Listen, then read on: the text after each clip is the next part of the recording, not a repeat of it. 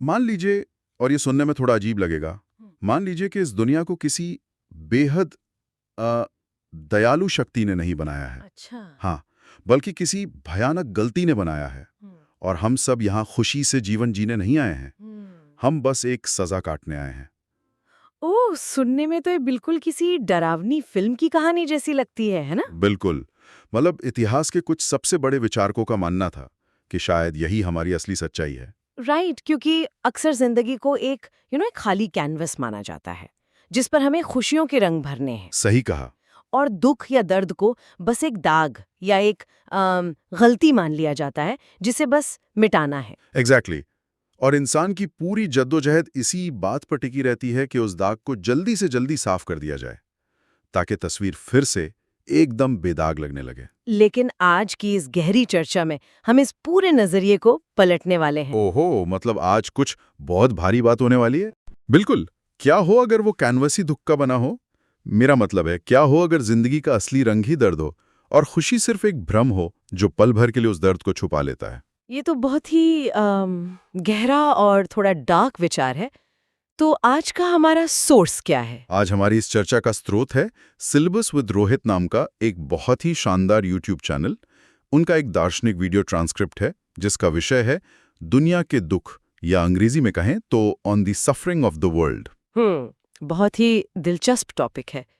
लेकिन इस विषय की गहराई में जाने से पहले एक जरूरी स्पष्टीकरण देना मैं उचित समझूंगी। हाँ हाँ, बिल्कुल। हमारे आज के इस स्रोत में कई दार्शनिक और धार्मिक विचार दिए गए हैं, जैसे old testament, new testament, Hindu दर्शन और ग्रीक दर्शन। राइट। तो यहाँ मैं साफ कर दूं कि हम यहाँ किसी भी विचारधारा या धर्म का न तो समर्थन कर रहे हैं और न ही विरोध।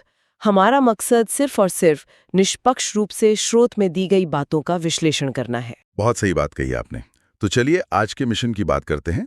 आज हम ये समझने की कोशिश करेंगे कि जिंदगी को पूरी तरह से एक निराशावादी या दुखों से भरे नजरिए से देखना कैसे असल में एक इंसान को अधिक शांत और दयालु बना सकता है। शुरुआत में ये विचार सुनने वालों को बहुत ही भारी या उदास करने वाला लग सकता है। हाँ, लग तो सकता है, लेकिन इस सफर के अंत में एक बहुत ही खूबसूरत और सुकून देने वाला सच छिपा है।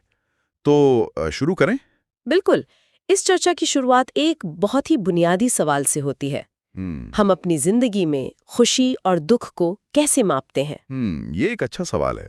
मशहूर दार्शनिक लाइबनिट्ज का एक बहुत ही प्रसिद्ध विचार था। उनका मानना था कि ये दुनिया मुख्य रूप से सकारात्मक यानी पॉजिटिव चीजों से बनी है। अच्छा। और बुराई या दुख सिर्फ अच्छाई की गैर मौजूदगी का नाम है। उनके अनुसार ये दुनिया संभवतः सबसे बेहतरीन दुनिया है, द बेस्ट पॉसिबल वर्ल्ड। लेकिन शोध बताता है कि लाइबनिट्ज का ये विचार पूरी तरह से गलत है। क्या बात कर रहे हो? हाँ, शोध के अनुसार दर्द ही एकमात्र सकारात्मक या कह लो असली सच्चाई है, जबकि खुशी नकारात्मक या नेगेटिव है। रुको रुको, ये पचाना थोड़ा मुश्किल लग रहा है। मुझे भी लगा था। मतलब जब कोई अपना मनपसंद खाना खाता है या किसी खूबसूरत जगह पर जाता है तो वो खुशी तो बहुत असली लगती है ना, वो नकारात्मक या केवल एक भ्रम कैसे हो सकती है? ठीक है, आइए इसको थोड़ा विस्तार से समझते हैं। यहाँ सकारात्मक और नकारात्मक का मतलब अच्छा या बुरा नहीं है। तो फिर क्या मतलब है? दार्शनिक नजरिए से सकारात्मक का मतलब है जिसकी अपनी एक स्वतंत्र और ठोस मौजूदगी हो। जैसे जब किसी को तेज भूख लगती है तो वो भूख, वो खालीपन शरीर में एक असली दर्द पैदा करता है। हाँ, वो दर्द तो हकीकत है। एग्जैक्टली। और मनपसंद खाना खाने पर जो खुशी मिलती है वो असल में कोई नई चीज नहीं है, वो सिर्फ उस भूख के दर्द का खत्म होना है। ओहो, मतलब खुशी का अपना कोई स्वतंत्र अस्तित्व नहीं है? बिल्कुल नहीं, ये केवल किसी इच्छा, किसी कमी या किसी दर्द के मिटने का नाम है। ये तो बहुत ही अलग नजरिया है। इसे समझने के लिए मैं एक उपमा का सहारा लेना चाहूंगा। ये बिल्कुल वैसा ही है जैसे जब तक हमारे दांत में भयंकर दर्द नहीं होता तब तक हमें अपने स्वस्थ दांत का एहसास ही नहीं होता ना। अरे हाँ, ये तो बिल्कुल सच है। एक स्वस्थ शरीर कोई एक्टिव खुशी महसूस नहीं कराता, वो बस दर्द की गैर मौजूदगी है। लेकिन जैसे ही दर्द होता है इंसान का पूरा ध्यान उसी पर केंद्रित हो जाता है। बहुत ही सटीक उदाहरण दिया। इस बात को और गहराई से साबित करने के लिए स्रोत एक बहुत ही सीधा सा तुलनात्मक दृश्य सामने रखता है। वो क्या है? जंगल में दो जानवरों की कल्पना कीजिए। एक वो जानवर जो शिकार कर रहा है और दूसरे को खा रहा है, और दूसरा वो जानवर जो शिकार बन रहा है और खाया जा रहा है। बाप रे, ये तो बहुत क्रूर दृश्य है ना? अब दोनों की भावनाओं को तौलकर देखा जाए, खाने वाले जानवर को जो पेट भरने की खुशी मिल रही है, क्या उसकी तीव्रता उस भयानक दर्द से ज्यादा है जो खाए जाने वाले जानवर को हो रहा है? बिल्कुल नहीं। शिकार होने वाले जानवर का दर्द और उसकी दहशत तो शिकारी जानवर की खुशी से 1000 गुना ज्यादा भारी है। एग्जैक्टली। ये दृश्य एकदम स्पष्ट कर देता है कि दुनिया में दर्द का पल्ला हमेशा भारी रहता है। और शायद यही वो कारण है जिसकी वजह से जैसे जैसे इंसान की उम्र बीतती है, जीवन के प्रति एक गहरी निराशा जन्म लेने लगती है। बिल्कुल। स्रोत में इसे समझाने के लिए एक बहुत ही कमाल की तुलना की गई है। वो कौन सी? जिंदगी को एक मेले के जादूगर के शो की तरह बताया गया है। अरे वाह, जादूगर का शो? हाँ, जब कोई बच्चा पहली बार उस शो को देखता है ना, तो उसे सब कुछ असली जादू लगता है। उसकी आंखें एकदम चमक उठती हैं। लेकिन जब वही इंसान उसी शो को बार बार देखता है तो उसे समझ आ जाता है कि ये जादू नहीं, सिर्फ हाथ की सफाई है। उसे ट्रिक्स के पीछे के तार दिखने लगते हैं। बिल्कुल सही। ठीक ऐसा ही जीवन के साथ होता है। जो इंसान 2-3 पीढ़ियों का जीवन चक्र देख लेता है, जन्म से लेकर बुढ़ापे और मौत तक की सच्चाई को समझ लेता है, उसके लिए जीवन का ये शो अपना सारा आकर्षण खो देता है। राइट। उसे समझ आ जाता है कि इच्छाओं के पीछे भागना एक अंतहीन और दर्दनाक चक्र है। यहाँ से हमारी चर्चा एक नए और बहुत ही हैरान करने वाले मोड़ पे जाती है। अच्छा, वो कैसे? अगर दर्द ही जीवन का मुख्य नियम है, तो चलिए एक पल के लिए ये मान लिया जाए कि किसी जादुई तरीके से इंसान के जीवन से सारे दर्द, सारी मुश्किलें और संघर्ष हटा दिए जाएं। सब कुछ एकदम परफेक्ट हो जाए, कोई कमी ना रहे। हाँ, तो ऐसी स्थिति में तो इंसान को परम आनंद में रहना चाहिए ना? लॉजिकली तो यही लगता है। यही तो इंसान के मनोविज्ञान का सबसे बड़ा पेच छिपा है। स्रोत स्पष्ट रूप से कहता है कि अगर इंसान की जिंदगी से सारे दुख हटा दिए जाएं, तो इंसान घमंड में इतना फूल जाएगा कि उसका दिमागी संतुलन ही बिगड़ जाएगा। बाप रे, मतलब शांति रास नहीं आएगी? बिल्कुल नहीं। कहा जाता है कि बिना पर्याप्त वजन के कोई भी समुद्री जहाज लहरों पर सीधा नहीं चल सकता, वो पलट जाएगा। ओहो। इंसान के लिए संघर्ष वही वजन है जो उसे जमीन पर टिकाए रखता है। असल में इंसान की जिंदगी 2 ध्रुवों के बीच एक पेंडुलम की तरह झूलती रहती है। कौन से 2 ध्रुव? एक तरफ है जरूरत या संघर्ष से पैदा होने वाला दर्द, और दूसरी तरफ है बोरियत। बोरियत। यानी अगर जीवन में संघर्ष नहीं है तो सबसे बड़ी सजा बोरियत बन जाती है। बिल्कुल। जानवरों के जीवन को देखने पर यह बात साफ हो जाती है। जानवर प्राकृतिक रूप से कभी बोर नहीं होते। हाँ, ये बात तो है। अगर उनका पेट भरा है और वो सुरक्षित है तो वो आराम से बैठे रहेंगे। लेकिन इंसान की फितरत बहुत अलग है, विशेषकर वे लोग जिनके पास अपार धन है, जिन्हें रोटी कपड़े के लिए संघर्ष नहीं करना पड़ता। एग्जैक्टली। और जो अपने दिमाग का इस्तेमाल किसी गहरे विचार या कला के लिए नहीं करते, वे भयंकर बोरियत के शिकार हो जाते हैं। स्रोत में ये बात बहुत ही चुभने वाले तरीके से कही गई है ना, कि उन अमीर लोगों का पैसा ही उनके लिए एक मानसिक सजा बन जाता है। बिल्कुल। वे लोग इस बोरियत से भागने के लिए नई नई जगहों पर जाते हैं। वे वहां जाकर मस्ती या अम्यूजमेंट ढूंढते हैं। बिल्कुल वैसे ही जैसे कोई भिखारी सड़क पर भीख मांगता है कि कोई उसे थोड़ा सा मनोरंजन दे दे। ये बहुत ही सटीक तुलना है। ये दिखाता है कि इंसान ने खुद अपनी जरूरतें कितनी ज्यादा बढ़ा ली हैं।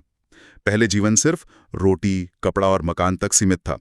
अब इंसान को तंबाकू, शराब, महंगे शौक और ऐशो आराम चाहिए। और इन सब भौतिक चीजों से भी खतरनाक एक और चीज है जो इंसान ने खुद ईजाद की है। वो क्या है? वो है इज्जत और अपमान की चिंता। ओहो, ये तो सबसे बड़ी बीमारी है। बिल्कुल। ये एक ऐसी मानसिक जरूरत है जिसका कोई अंत नहीं है। समाज में रुतबा, लोगों की नजरों में अपनी छवि, ये ऐसी चीजें हैं जो इंसान को हमेशा एक मानसिक तनाव में रखती हैं। लेकिन यहाँ एक तर्क ये भी तो दिया जा सकता है कि हमारी सोचने समझने की ताकत, हमारी इसी बुद्धि ने ही तो हमें जानवरों से बेहतर बनाया है। ओह, कैसे? मतलब हम कविताएं लिखते हैं, विज्ञान बनाते हैं, दर्शन रचते हैं, क्या ये बुद्धि एक वरदान नहीं है? यहाँ जो सबसे हैरान करने वाली बात है वो ये है कि ये विचार सुनने में तो अच्छा लगता है, लेकिन स्रोत इसके ठीक विपरीत एक कड़वा सच सामने रखता है। वो कड़वा सच क्या है? सच ये है कि इसी बुद्धि ने इंसान के दर्द को कई गुना बढ़ा दिया है। बुद्धि और भावनाएं एक मैग्नीफाइंग ग्लास यानी एक आवर्धक लेंस की तरह काम करती हैं। अच्छा, वो कैसे? देखो, एक जानवर को जब भूख लगती है तो वो सिर्फ एक शारीरिक जरूरत होती है, राइट? लेकिन इंसान का दिमाग उस छोटी सी शारीरिक जरूरत के आसपास महत्वाकांक्षाओं, भविष्य की सुरक्षा और सामाजिक रुतबे की इतनी बड़ी इमारत खड़ी कर देता है कि इंसान पूरी जिंदगी उसी एक चीज को पाने के लिए दिमागी तौर पर तड़पता रहता है। यानी जो चीज एक जानवर सहजता से पा लेता है, इंसान उसे अपनी दिमागी उलझनों के कारण एक पहाड़ बना देता है। एग्जैक्टली। ये इंसान और जानवर की तुलना हमें एक और गहरे और संवेदनशील मुद्दे पर ले जाती है। स्रोत के अनुसार जानवर असल में इंसान से ज्यादा खुशकिस्मत हैं। खुशकिस्मत? वो क्यों? क्योंकि वे पूरी तरह से वर्तमान में यानी आज और अभी में जीते हैं। ये समय का ही श्राप है जो इंसान को सबसे ज्यादा दुखी करता है। बिल्कुल। जानवरों को समय का वो भारीपन महसूस नहीं होता। जब किसी जानवर को कोई चोट लगती है या दर्द होता है तो वो उसे हर बार पहली बार की तरह ही महसूस करता है। राइट।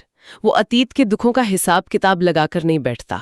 हाँ, और नहीं वो ये सोचकर घबराता है कि कल फिर से दर्द होगा। इस स्थिति को ऐसे समझा जा सकता है, मान लीजिए इंसान का दिमाग एक टाइम मशीन की तरह है। टाइम मशीन, ये तो बहुत ही इंटरेस्टिंग उपमा है। और दुख की बात यह है कि ये टाइम मशीन ज्यादातर समय इंसान को उसके बीते हुए बुरे कल की यादों में ले जाकर रुलाती है, या फिर भविष्य के किसी डरावने अंदेशे में ले जाकर मानसिक रूप से टॉर्चर करती है।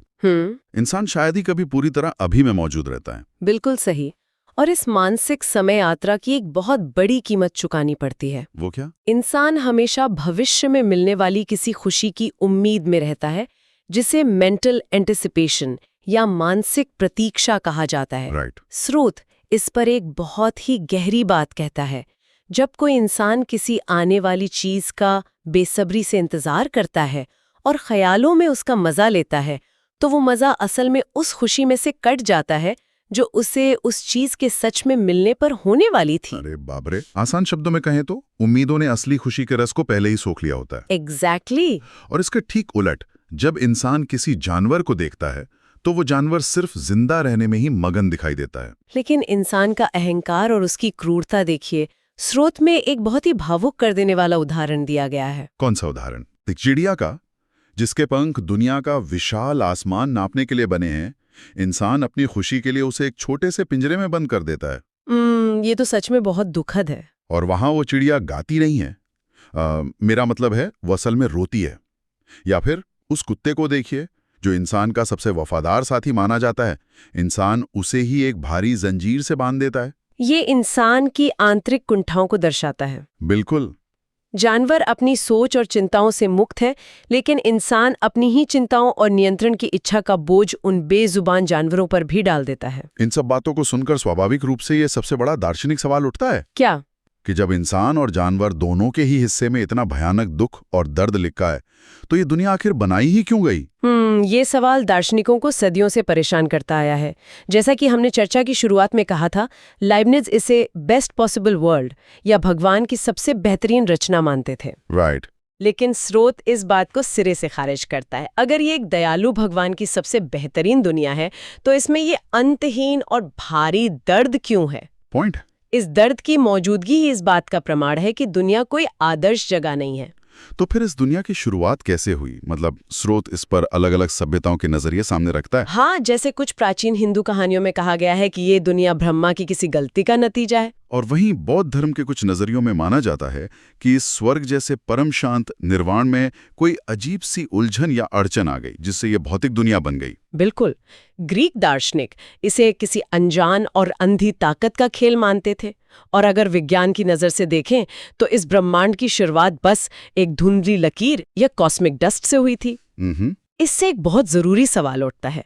इसी कड़ी में ये स्रोत ओल्ड टेस्टामेंट की फॉल यानी इंसान द्वारा पाप किए जाने और स्वर्ग से निकाले जाने की कहानी का जिक्र करता है। अच्छा, तो उसका क्या मतलब निकाला गया है? स्रोत के अनुसार ये कहानी सिर्फ एक मिथक नहीं है, बल्कि ये मेटाफिजिकल रूप से एक बहुत बड़ी और कड़वी सच्चाई बयां करती है। वो सच्चाई क्या है? वो सच्चाई ये है कि हमारी ये दुनिया असल में किसी गलती या पाप का ही नतीजा है, और यहाँ जन्म लेने वाला हर जीव सिर्फ और सिर्फ उसकी सजा भुगतने आया है।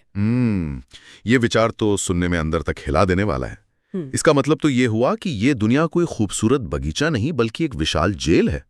शुरुआत में ये विचार डरावना जरूर लगता है, लेकिन ऑगस्टीन और ओरिगन जैसे कई पुराने विद्वानों ने भी इसी बात का समर्थन किया था। क्या बात कर रहे हो? हाँ, उन्होंने माना था कि दुनिया को एक पीनल कॉलोनी या सजा काटने की जगह के रूप में देखा जाना चाहिए। तो मतलब जब इंसान इस दुनिया को एक सुधार गृह या जेल मान लेता है तो जीवन को देखने का उसका पूरा चश्मा ही बदल जाता है।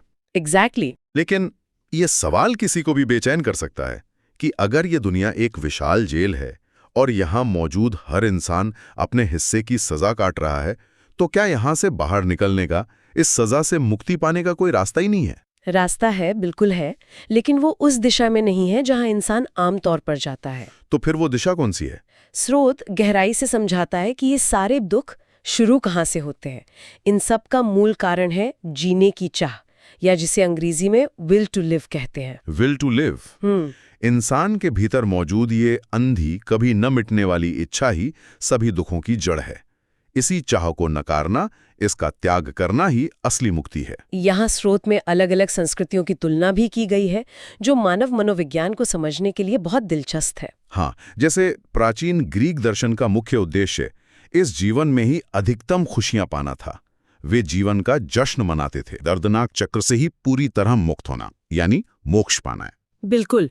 और मृत्यु को लेकर भी विभिन्न संस्कृतियों के नजरिए में बहुत बड़ा अंतर देखने को मिलता है। जैसे कि स्रोत फ्लोरेंस शहर के पुराने ताबूतों का एक बहुत ही अचंभित करने वाला उदाहरण देता है। हाँ। उन ताबूतों पर शादियों, दावतों और खुशियों की तस्वीरें उकेरी जाती थीं। ताबूतों पर खुशियों की तस्वीरें, ये तो बहुत अजीब है ना?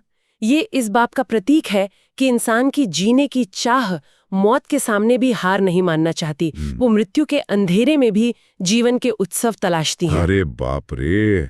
लेकिन इसके ठीक विपरीत क्रिश्चियन ताबूत पूरी तरह काले कपड़े से ढके होते हैं और उन पर सिर्फ एक क्रॉस होता है। हाँ, वो तो मैंने फिल्मों में भी देखा है। ये सादगी और शोक इस बात का प्रतीक है कि इस विल टू लिव को पूरी तरह से नकारना और इसके सामने आत्मसमर्पण करना ही अंतिम सच्चाई है। तो इन सब का आखिर मतलब क्या है? इस पूरी चर्चा को सुनकर कोई ये निष्कर्ष निकाल सकता है कि क्या इंसान को अपना घर-बार छोड़कर, सब कुछ त्याग कर जंगलों में जाकर सन्यासी बन जाना चाहिए? नहीं, यहाँ सन्यासी बनने का शाब्दिक अर्थ नहीं लिया जाना चाहिए। अच्छा, तो फिर क्या अर्थ है? इसका असली और मनोवैज्ञानिक अर्थ है जीवन के प्रति अपनी व्यर्थ की उम्मीदों और मोह को खत्म करना।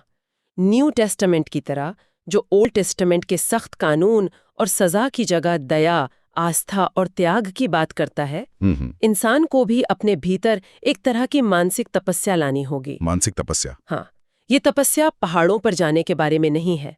इसका अर्थ है अपनी इच्छाओं की उस अंधी दौड़ को पहचानना, ये समझना कि कोई भी भौतिक चीज कभी स्थायी खुशी नहीं दे सकती। राइट। और अपनी उन अनगिनत इच्छाओं को शांत करना, अपनी इसी विल टू लिव पर लगाम लगाना ही सबसे बड़ी समझदारी और मुक्ति है।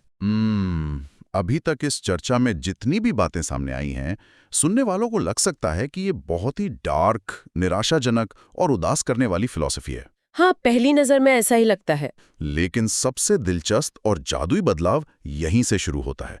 इस पूरी कठोर विचारधारा का अंत एक बहुत ही खूबसूरत, सकारात्मक और मानवीय जगह पर होता है। एग्जैक्टली। यही इस दर्शन का सबसे बड़ा विरोधाभास और इसकी सबसे बड़ी ताकत है। वो कैसे? अगर हम इसे एक बड़े नजरिए से देखें, जब ये मान लिया जाता है कि ये दुनिया एक जेल है और यहाँ मौजूद हर इंसान एक संघर्षरत कैदी है, तो अचानक से दूसरों के प्रति इंसान के मन का सारा गुस्सा पिघलने लगता है। ये बात गहराई से सोचने पर एकदम सच लगती है। मतलब अगर कोई किसी जेल में है तो वो किसी दूसरे कैदी से ये उम्मीद तो नहीं करेगा ना कि वो कैदी एक आदर्श, शांत और परफेक्ट इंसान होगा। बिल्कुल नहीं करेगा। जब उम्मीदें ही यथार्थवादी हो जाती हैं तो गुस्सा अपने आप खत्म हो जाता है। सही कहा। स्रोत कहता है कि जब लोग दूसरों की गलतियों को देखते हैं, उनके अजीब या चिड़चिड़े व्यवहार को देखते हैं, तो उन्हें हैरान या गुस्सा नहीं होना चाहिए। क्यों नहीं होना चाहिए? क्योंकि असलियत में सभी लोग पापियों के बीच हैं। जो कमियां आज दूसरों में नजर आ रही हैं, कल को स्थितियां बिगड़ने पर वे कमियां किसी के भी अंदर से बाहर आ सकती हैं। अरे वाह, ये तो बहुत ही डीप पॉइंट है। ये दर्शन उस मनोवैज्ञानिक तंत्र को समझाता है जहां से करुणा या एम्पैथी जन्म लेती है। राइट। जब इंसान ये मान लेता है कि सामने वाला व्यक्ति भी उसी की तरह इच्छाओं और दुखों के भारी बोझ से लड़ रहा है तो उसके अंदर एक ठहराव और सब्र पैदा होता है। दूसरों की गलतियों को बर्दाश्त करने की क्षमता आती है। एग्जैक्टली। क्रोध की जगह दया ले लेती है, क्योंकि तब समझ में आता है कि बुरा व्यवहार असल में उस इंसान के अंदर चल रहे दर्द का ही एक लक्षण है। स्रोत में एक बहुत ही खूबसूरत और दिल को छू लेने वाली बात कही गई है।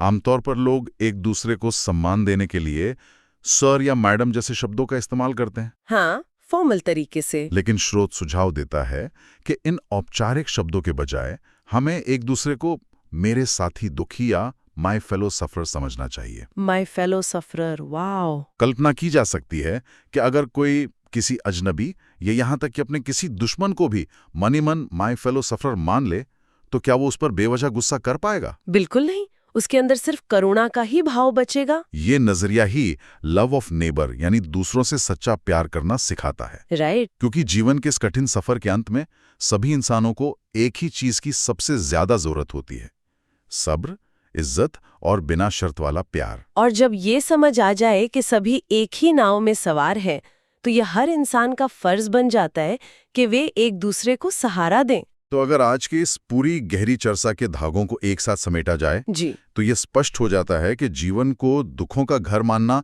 कोई डिप्रेशन या हार मान लेने की बात नहीं है। बिल्कुल नहीं। असल में ये एक ऐसा चश्मा है जो इंसान को दूसरों के प्रति बहुत ज्यादा दयालु और संवेदनशील बनाता है। आजकल समाज में जो टॉक्सिक पॉजिटिविटी का चलन है कि हमेशा मुस्कुराते रहो, सब कुछ अच्छा ही सोचो, हाँ, नकारात्मकता से दूर रहो, ये दर्शन उसका एकदम उल्टा है और शायद इंसानी दिमाग को कहीं ज्यादा सुकून और वास्तविकता से जोड़ने वाला रास्ता यही है। सही बात है। अपनी कमजोरियों को स्वीकार करना और ये मान लेना कि जिंदगी में दर्द और संघर्ष ही मुख्य नियम है, इंसानों को एक दूसरे के ज्यादा करीब लाता है। कोई भी अपने दर्द में अकेला नहीं है। ये पूरी दुनिया उसी एक कतार में खड़ी है, उसी विल टू लिव से जूझ रही है। आज की इस चर्चा को खत्म करने से पहले मैं एक ऐसा विचार सामने रखना चाहूंगा जी, जो इस पूरी फिलॉसफी को आज के आधुनिक दौर से जोड़ता है। अच्छा, वो क्या है? हमने शुरुआत की थी उस कैनवस से जिसे हम खुशियों से भरना चाहते हैं, लेकिन असल में जो दुख का बना है। और अभी हमने समझा कि यही दुख, यही साझा संघर्ष वो गोंद है जो इंसानों को आपस में प्यार और करुणा से जोड़कर रखता है। ये एक अकाट्य सत्य प्रतीत होता है। तो ये बात सोचने पर मजबूर करती है। आज इंसान तकनीक, आर्टिफिशियल इंटेलिजेंस यानी एआई और आधुनिक चिकित्सा विज्ञान के जरिए एक ऐसी परफेक्ट दुनिया बनाने की होड़ में लगा है जहां कोई शारीरिक दर्द ना हो, हाँ, कोई बीमारी ना हो और शायद बुढ़ापा भी ना आए, सब कुछ एक बटन दबाते ही मिल जाए। राइट। अगर इंसान सच में भविष्य में उस पूरी तरह से दर्द मुक्त दुनिया को पाले, तो क्या वो परफेक्ट दुनिया इंसान से उसकी इंसानियत ही नहीं छीन लेगी? बाप रे, ये तो। अगर करुणा और प्यार एक दूसरे के दर्द को समझने से पैदा होते हैं, तो क्या बिना दर्द के इंसान सच में इंसान रह पाएगा? क्या दर्द के बिना प्रेम का कोई अस्तित्व बच पाएगा? ये सचमुच एक बहुत ही गहरा और बेचैन करने वाला सवाल है। ये इस बात पर विचार करने को विवश करता है कि क्या इंसान दर्द को पूरी तरह से मिटाने की जिद में अपनी सबसे बड़ी ताकत, अपनी करुणा को ही हमेशा के लिए खत्म करने जा रहा है? ये एक ऐसा सवाल है जिस पर सुनने वालों को खुद गहराई से मंथन करना चाहिए। बिल्कुल। आज की चर्चा इसी विचार के साथ यहीं रुकती है कि क्या हमारा दुख ही हमारी इंसानियत की सबसे बड़ी पहचान है? जब तक इस सवाल का जवाब ना मिले, तब तक अपने आसपास के साथी दुखियों के प्रति थोड़ी करुणा और प्रेम बनाए रखिए। इस गहरी चर्चा में जुड़ने के लिए बहुत बहुत धन्यवाद। धन्यवाद।